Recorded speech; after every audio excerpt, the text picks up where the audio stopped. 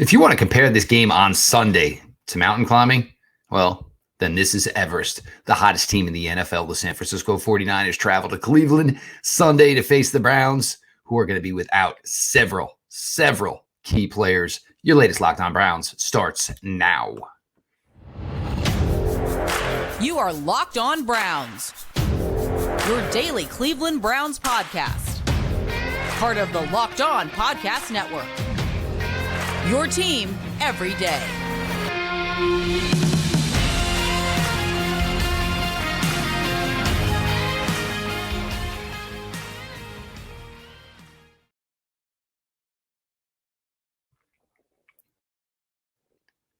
Welcome back, my friends, to the show that never ends, your daily delivery of all things Dog Pound LGB on the LOB, the Locked On Browns podcast, brought to you by the Locked On Podcast Network, your team every day. Your host, Jeff Lloyd. I appreciate all of you who make Locked On Browns your first listen every single day. Keep pushing that everyday crowd, inching oh so close to 7,000. Please take care of that soon, guys. I appreciate you all so much. And of course, the show is always available, always free, wherever you get your podcast. This episode is brought to you by PrizePicks, the easiest and most exciting way to play daily fantasy sports. Go to prizepicks.com/LockedOnNFL and use code all lowercase LockedOnNFL for a first deposit match up to $100. Well, here is where we at. Obviously, word broke Thursday night. I don't think anybody's surprised. Deshaun Watson will not be playing this week.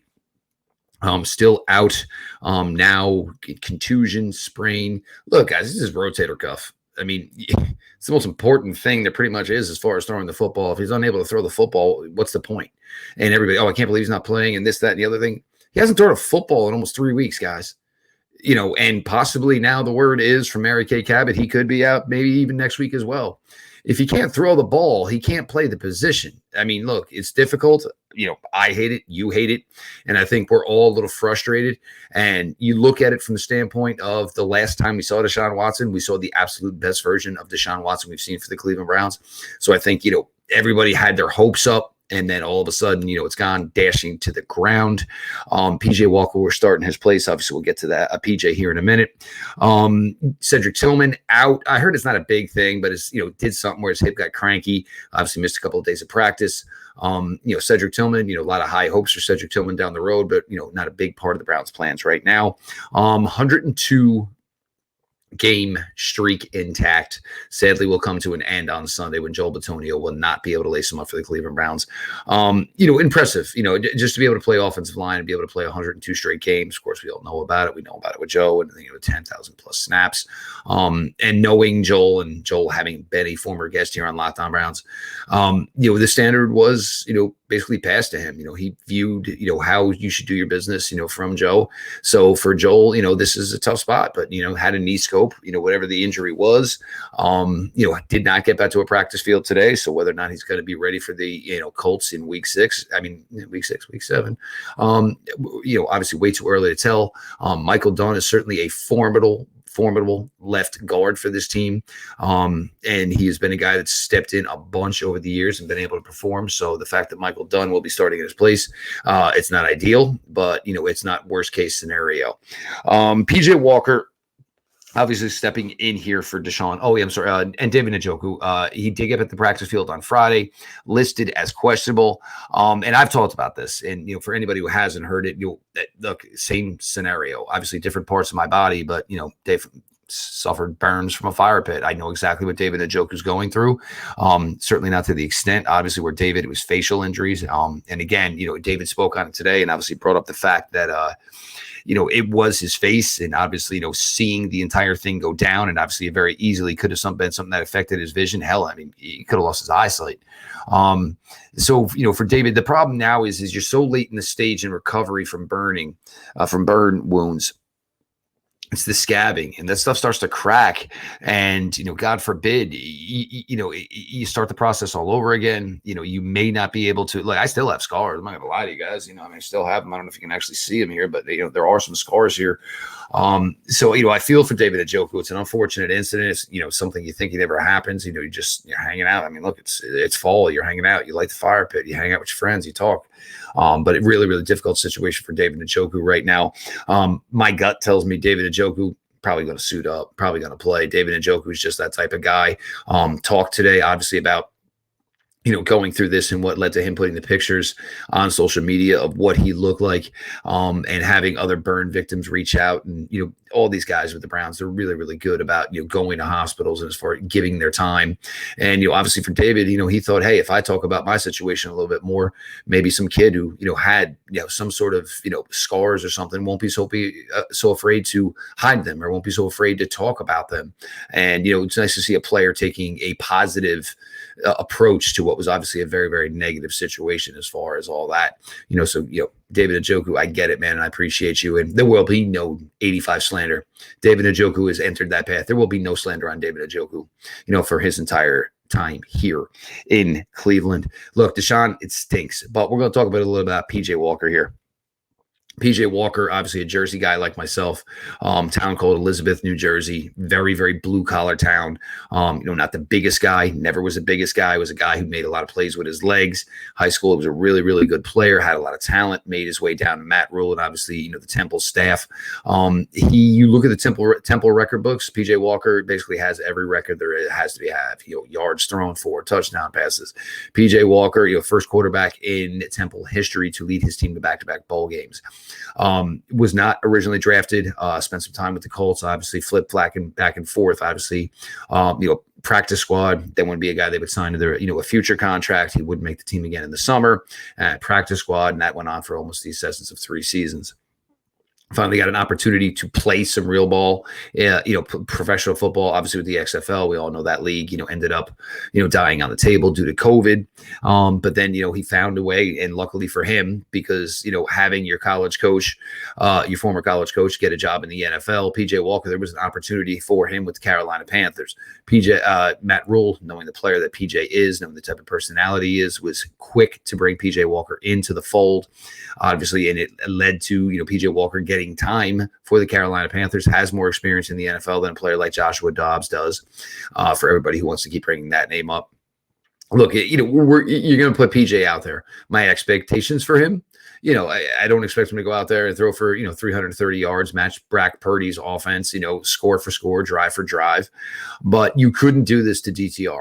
You put him in a bad situation in the Raven game. You told him 2.5 hours before kickoff that he was a starting quarterback, and it did not work out. And you cannot basically do one bad thing like they had to do in that situation to DTR and now go out and put him against one of the top teams in the NFL, the San Francisco 49ers. It's just not the right way to go. PJ Walker can make plays with his legs. He is very mobile, throws well on the run. He does have a really, really strong arm for a guy that is smaller. To think he can go out there and pull off this upset. I'm not going to say anybody can't pull off an upset, but let's have some thought here, and let's understand the situation here. And for everybody, that the sky is falling, the sky is falling, sky is falling. The Browns do play on Sunday, and currently they are 2-2. All right, guys, they are 2-2. So we'll see where it goes. But I mean, to just basically pack up and think that this year is over, you got to play them out. And you got to show up. And the thing is, the Cleveland Browns have the defense to do that. And we're going to get to that. Browns offense, Browns defense, 49ers offense, 49ers defense. We're going to continue here on your latest Locked On Browns.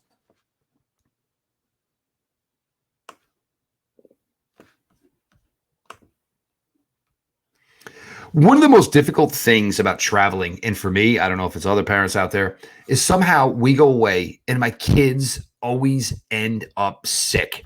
So what am I supposed to do? I mean, I'm 10 hours away from home. I'm 20 hours away from home. How in the world do I get my kids the antibiotics they need? Well, there's a place called Jase Medical. You can basically, with storms, shortages, pandemic, and of course the reliance on China and supply chain issues, we need to be more prepared now than ever. Jase Medical is simple. You go online, you fill out a form, and then you get a prescription. Life-saving medications right to your door. The Jase case gives you peace of mind so that you are not just hoping that you have access to medication in an emergency. Jase Medical makes sure you have the medication in hand. You can get $20 off these life-saving antibiotics today from Jase Medical by using my code LOCKEDON at checkout on jasemedical.com. That's JASE medical.com.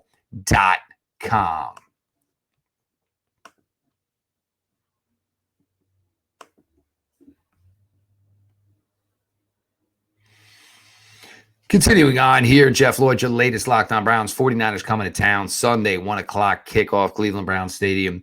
Look, guys, I try to be as positive as I am. I can be, and I will be as positive as I can be about this. We all know the absolute, difficulty of this matchup. This team comes in, they are just smoking and clicking on all cylinders. The San Francisco 49ers team. They run the ball well. They throw the ball well. They work through the read progressions well. Brock Purdy, look, it's been a nice story. Brock Purdy, Mr. Irrelevant, this, that, and the other thing. All of these nice stories and these, attaboy cliches, people want to continue to give a guy like Brock Purdy. Maybe it's time to just start stating the fact that the kid can just play. He and Kyle Shanahan, obviously, they just mesh, and they just mesh well. Shanahan with calling his offense, the incredible amount of spacing he does through his passing game leads for opportunities for a guy like Brock Purdy to just come in and excel, because I'm not going to say the offense is simple, and I don't even mean it like that. I just think that Brock Purdy has put in the work, has put in the time in the film room, on the field, obviously, to understand the verbiage when it comes out of Shanahan's mouth, and is able to just basically have this information and be able to act on it. And the thing that's really, really impressive is you see him clicking. He clicks with everybody. He clicks with Brandon Ayuk. He clicks with George Kittle. He clicks with Deebo Samuel. Obviously, Christian McCaffrey gets a lot on his own with his legs, but he's still one of the best receiving running backs that's ever played in the entire NFL. So for a guy like Purdy to do what he's doing, it's just crazy, crazy impressive. There's just no way around it. And I don't want to hear the point guard. No, Brock Purdy's just good. And I think this time we start, accepting that. And if you guys remember, we had the show with the Locked On 49ers guys, and I actually brought up, it seems a little bit kind of like, a little bit about Kurt Warner, just, where, here was a guy that wasn't really thought that highly of. The opportunity came his way, and, all of a sudden, the guy could play the music. He jumped into the band, and the band did not miss a beat. And that's the way it's going right now for Brock Purdy. He has not lost an NFL regular season game, even the playoff game. Yes, he got hurt. He barely played. So to put that on him, really, in essence, obviously it's the way that, these things are, scored, or, the record they're given, but that was not necessarily on Brock Purdy as well. And, the Eagles were just good that day. Now, for the Browns, what do I do? How do I attack this? How do I try to take anything away? First things first, I think putting Myles Garrett, I'm going to have some Myles Garrett, Trent Williams matchups. Trent Williams, obviously a Hall of Famer, just waiting to happen for his possible, when his time will come to be going to Canton. I don't know if I'm going to waste Myles Garrett all day on Trent Williams, because, I think, there's going to be a couple opposite opportunities where, Myles Garrett will win, but am I going to waste my best pass rusher on their best pass blocker? Doesn't really make sense. I'm going to keep Myles on the move. I'm going to keep him on the inside, trying to get pass rush wins there. I'm going to keep him on the right tackle, trying to get pass rush wins there. Whoever the second defensive end is on the field when Myles is on the field, or even the third defensive end if they're going that look, those are probably the guys I'm going to put on Trent Williams. If Williams is out there one-on-one, he's gotta pay attention to his guy. So if I can put somebody that is not on the caliber of Myles over there and still keep Trent Williams busy all day, it gives me a better opportunity to succeed at getting to the quarterback, blowing things up in the backfield, from other avenues. And look, we've seen the ability that Jim Schwartz has shown with Myles, moving him all around. That should continue to be the case here. Jim has obviously had 2 weeks to get ready for this game. Now he's probably digested and, by verbatim knows every single thing that the San Francisco 49ers have done in their time with Brock Purdy at the quarterback position. And what do you do if you're a defense coordinator at this position? First thing you do is, I am going to make sure I give this young man some looks he hasn't seen. So we might see a couple of coverage things that we haven't seen to this point. We could possibly see some players blitzing that we have not seen to this point. You've got to try different things. When they are the better unit, and the San Francisco 49er offense right now is incredible, you've got to basically go at it. You've got to go at him. You can't sit and play coverage and pray you make every tackle, because Christian McCaffrey is way too good with the ball in his hands. So is Deebo. So is George Kittle. Brandon Ayuk has no respect that is even close to what the level he is playing in. If Brandon Ayuk was on a team where they just wanted to feature him the way he wanted to be featured, we're talking about a guy that would be 115 and over 10 touchdowns year in, year out. That's the type of receiving ability a guy like him has. The tackling is going to be paramount. You just cannot give up extra yards. You can never do it, but you cannot do it when you're playing a team like the San Francisco 49ers, who are so much better. You have to be smart.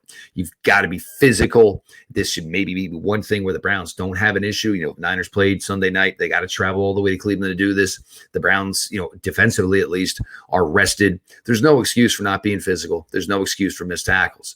This is something that, you know, this was what killed them against the Ravens. You cannot have this happen 2 weeks in a row. I'm going to love the Ward versus Ayuk matchup. Those two should really get after it. Emerson, Deebo Samuel should be interesting. And, you know, obviously Greg Newsome has had a really, really strong year to this point. Hopefully that play keeps up here.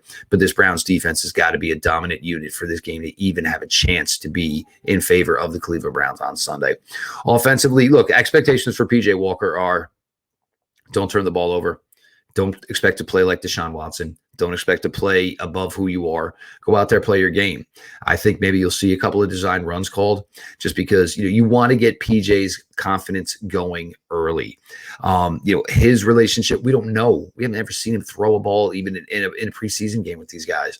So I don't know the relationship he has with Amari Cooper or Donovan Peoples-Jones and Elijah Moore, David Njoku, or whatever other tight ends might possibly be playing on Sunday.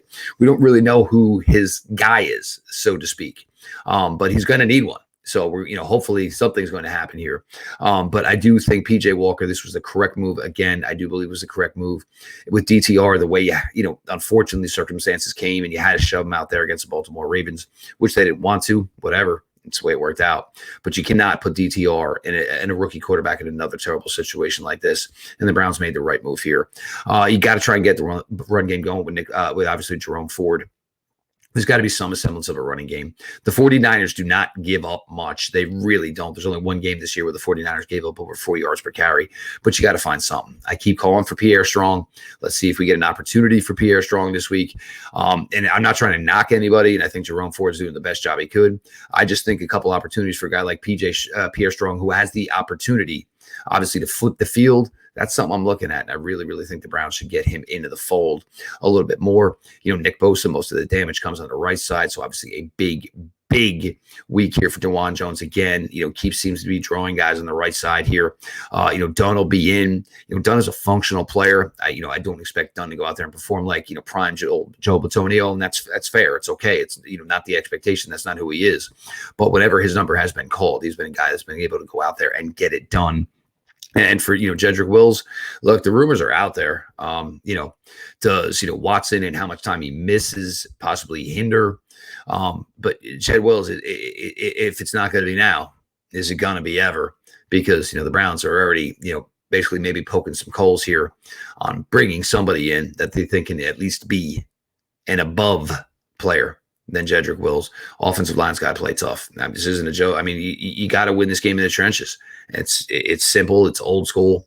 But to even have a shot here for this game to even still be a game in the fourth quarter, Browns offensive line, Browns running game, and of course, PJ Walker, you got to play effective. You got to play smart, and you cannot turn the ball over. And God, do not give up do not commit penalties, which is going to lead to more opportunities, obviously, where the Niners can just pin their ears back and come after PJ Walker.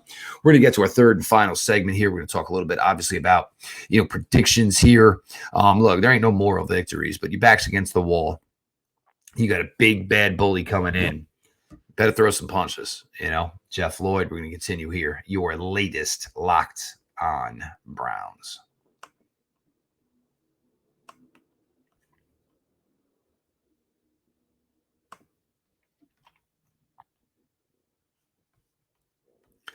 PrizePicks is the largest independently owned daily fantasy sports platform in North America. We are the easiest and most exciting way to play DFS. It's just you against the numbers. Instead of battling thousands of other players, including pros and sharks, you pick more than or less than on 2 to 6 player stat projections and watch the winnings roll in. PrizePicks is the most fun I've had, winning up to 25 times my money on football this season.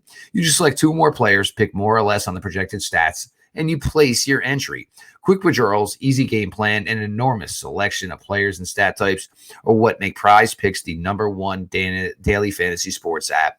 I'm going to tell you right now, looking at PJ Walker's numbers, I'm going to take the higher. I think he's going to beat those numbers because I think he's going to have to throw to get to the point where there can be a game for this team. So check that out. I think Amari Cooper will have a good day. Christian McCaffrey, I think it's over 100 total yards and a touchdown. Man, you book that one each and every Sunday, folks. That is the type of player Christian McCaffrey is. Go to prizepicks.com/LockedOnNFL and use the code LockedOnNFL for a first deposit match up to $100. Go to prizepicks.com/LockedOnNFL and use the code LockedOnNFL for a first deposit match up to $100.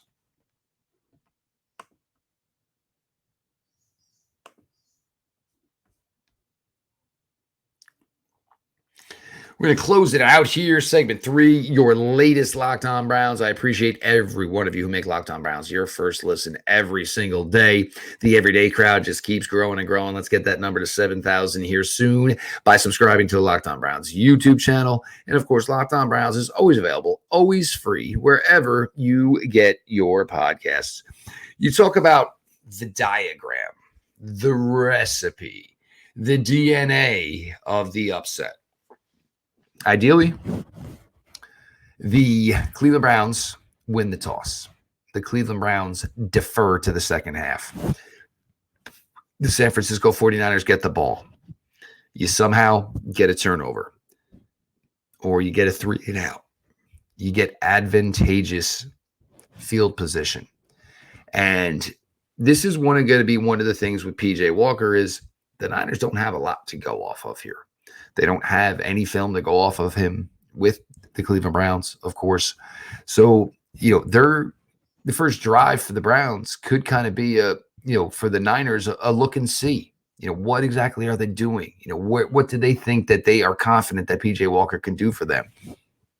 But you got to run effectively. You cannot have penalties. We cannot have turnovers. And again, I'm going to keep saying it till I'm blue in the face. Pierre Strong deserves a little bit more time in this backfield. I'm not trying to take time away from Jerome Ford. I think he's done a nice job, an admirable job. But Pierre Strong's got a little juice. He's got juice that nobody else in that running back room has. So I'm looking to get Pierre Strong a little bit more involved.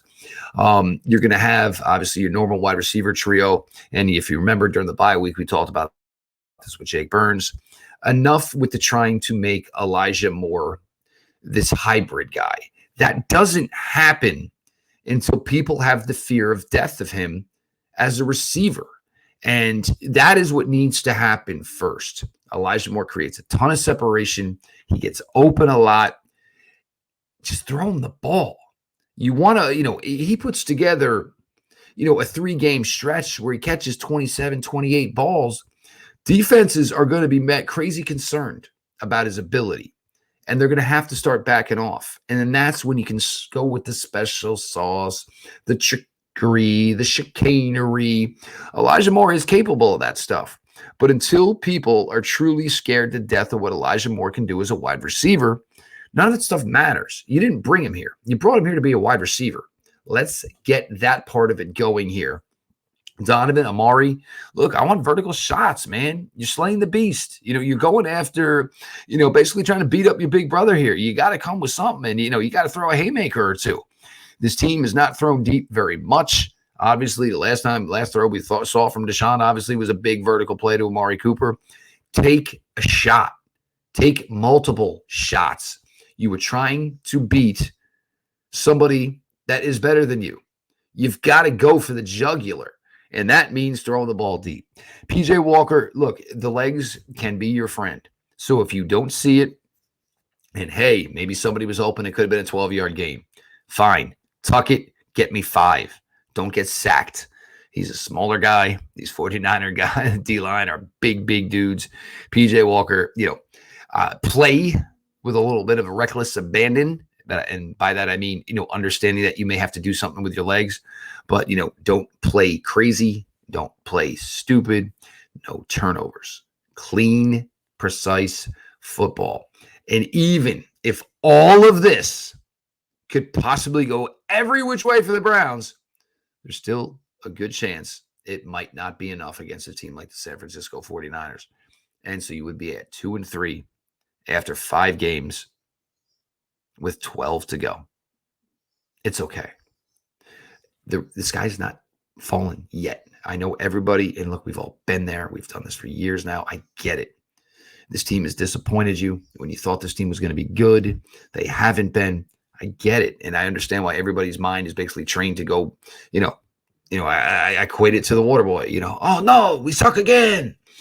Just give it some time. Browns, most likely, probably going to lose. There are no moral victories in the NFL, but go out there and give the 49ers a game because nobody really has to this point. Go out there and go blow for blow with the San Francisco 49ers for 60 minutes. And I guarantee you, everybody should feel pretty good about this product after that. I am Jeff Lloyd. It's now my 7th season covering the Cleveland Browns with you all here on Locked On Browns. You guys absolutely mean the world to me.